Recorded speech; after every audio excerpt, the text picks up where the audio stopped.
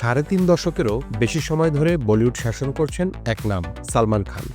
Box office কাঁপানো একের পর এক হিট সিনেমার পাশাপাশি তিনি ইন্ডাস্ট্রিতে পরিচিত তার অসাধারণ ব্যক্তিত্ব এবং কঠোর নিয়মানুবর্তিতার জন্য।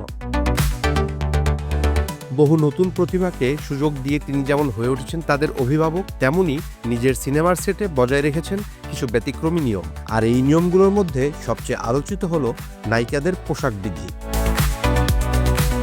সম্প্রতি এই গোপন তথ্যটি সামনে এনেছেন সালমানের এক সময়ের সহকর্মী এবং জয় হো সিনেমার নায়িকা ডেইজি শাহ। তিনি জানিয়েছেন, সালমান খানের সিনেমার সেটে নারীদের জন্য পোশাকের ক্ষেত্রে একটি বিশেষ বিধিনিষেধ কঠোরভাবে পালন করতে হয়।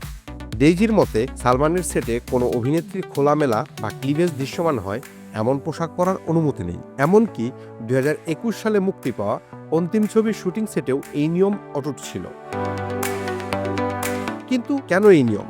এর পেছনের কারণ হিসেবে ডেইজি শাহ যা বলেছেন তা সালমান খানের নারী সহকর্মীদের প্রতি তার দৃষ্টিভঙ্গিকেই তুলে ধরে।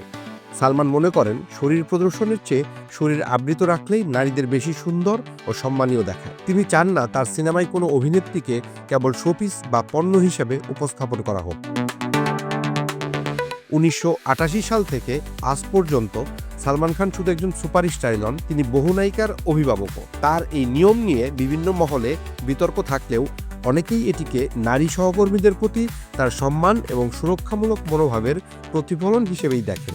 এই স্বতন্ত্র নীতিই হয়তো তাকে বলিউডের ভাইজান হিসেবে সবার থেকে আলাদা করেছে।